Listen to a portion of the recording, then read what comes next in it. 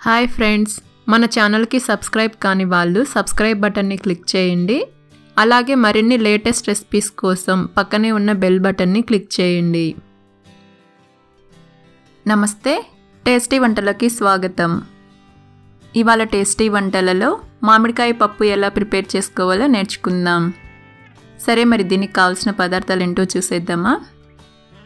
1 cup కందిపప్పు, ఒక చిన్న సైజ్ మామిడికాయ, 10 to 12 పచ్చిమిర్చి, ఒక పెద్ద సైజు ఉల్లిపాయ, 2 మీడియం సైజ్ టమోటోలు, 1/2 స్పూన్ పసుపు, 1/2 స్పూన్ ఆవాలు, 1/2 స్పూన్ జీలకర్ర, 1 స్పూన్ మినప్పప్పు, 3 ఎండుమిర్చి, చిటికెడు ఇంగువ, 4 లేదా 5 వెల్లుల్లి రెబ్బలు, కరివేపాకు, కొత్తిమీర, సాల్ట్ రుచికి సరిపడా అండ్ 3 to 4 స్పూన్స్ వంట నూనె.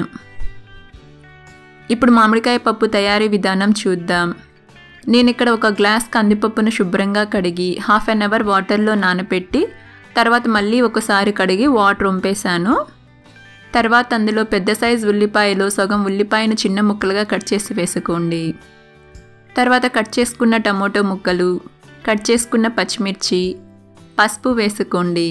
నేను మామిడికాయలకు తొక్క తీయకుండా ఈ విధంగా ముక్కలుగా కట్ చేసుకున్నాను. ఇలా తొక్కతో పాటు వేసుకుంటే కర్రీ టేస్ట్ చాలా బాగుంటుంది. చాలామంది తొక్క తీసి వేసుకుంటారు, కానీ మీరు ఇలా ఒకసారి ట్రై చేసి చూడండి. మామిడికాయ పప్పు టేస్ట్ చాలా బాగుంటుంది. ఇప్పుడు అందులో పప్పు మునిగే వరకు వాటర్ వేసి మూత పెట్టి 3 లేదా 4 విజిల్ వచ్చే వరకు ఉడికించుకోవాలి. ప్రెషరంతా పోయాక మూత తీసి చూద్దాం. చూడండి, పప్పు చక్కగా ఉడికింది. ఇప్పుడు మామిడికాయ ముక్కలను కొన్ని పక్కకు తీసి పెట్టుకోండి. మీకు కావాలంటే మామిడికాయలను పక్కకు తీయకుండా అలాగే ఎనుపుకోవచ్చు. లేదంటే ఈ విధంగా పక్కకు తీసి పప్పుని ఎనుపుకున్న తర్వాత మామిడికాయ ముక్కలు వేసుకోవచ్చు. మీకు మామిడికాయ ముక్కలు ముక్కలుగా ఉండాలి అంటే ఫస్ట్ పప్పుని ఉడికించి తర్వాత మామిడికాయ ముక్కలు వేసి 2 విజిల్ వచ్చే వరకు ఉడికించుకుంటే మామిడికాయలు ముక్కలుగానే ఉంటాయి.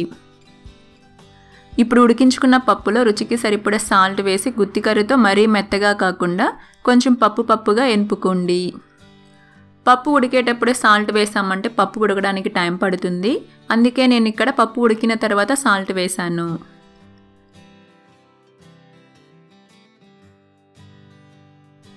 తర్వాత అందులో పక్కన పెట్టుకున్న మామిడికాయ ముక్కలు వేసి కలుపుకోండి. ఇప్పుడు పోపు పెట్టుకోవడం చూద్దాం. ప్యాన్లో 3 స్పూన్స్ ఆయిల్ వేసి వేడి చేసుకోవాలి.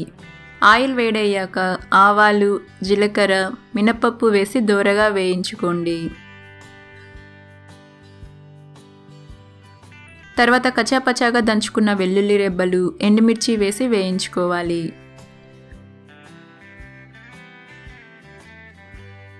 ఇప్పుడు మిగతా సగం ఉల్లిపాయను సన్నగా పొడవుగా కట్ చేసి వేసుకోండి. అలాగే కరివేపాకు, ఇంగువ వేసి ఉల్లిపాయ ముక్కలను దోరగా వేయించుకోవాలి. చూడండి, ఉల్లిపాయలు వేగాయి. ఇప్పుడు అందులో ముందుగా ఉడికించుకున్న మామిడికాయ పప్పు వేసుకోవాలి. అలాగే అదే కుక్కర్లో కొద్దిగా వాటర్ వేసి తిప్పి ప్యాన్లో వేసి అంతా కలిసేలా కలుపుకోవాలి. చూడండి, పోపు పప్పులో బాగా కలిసింది. ఇప్పుడు 2 లేదా 3 నిమిషాల పాటు లో ఫ్లేమ్లో బబుల్స్ వస్తూ పప్పు తెల్లే వరకు ఉడికించుకోవాలి. చూడండి, పప్పు బబుల్స్ వస్తూ బాగా ఉడుకుతుంది. ఇలా కాసేపు పప్పును పోపులో వేసి ఉడికించుకున్నామంటే పప్పు టేస్ట్ చాలా బాగుంటుంది. తర్వాత అందులో తరిగిన కొత్తిమీర వేసి మిక్స్ చేసుకోండి. మామిడికాయ పప్పు చాలా టేస్టీగా ఉంటుంది. వేడివేడి అన్నంలో కొద్దిగా నెయ్యి కలుపుకొని తిన్నామంటే చాలా బాగుంటుంది. చూసారు కదా మామిడికాయ పప్పు నేను ఎలా ప్రిపేర్ చేశానో. మీరు కూడా ఈ రెసిపీని ఒకసారి ట్రై చేసి మీ వాల్యుబుల్ ఫీడ్బ్యాక్ని కింద కమెంట్ బాక్స్లో కమెంట్ చేయండి. అలాగే మీరు మామిడికాయ పప్పును ఈ విధంగా చేస్తారా లేదంటే వేరేలా చేస్తారా అనేది కింద కమెంట్ బాక్స్లో కమెంట్ చేయండి. Thank you.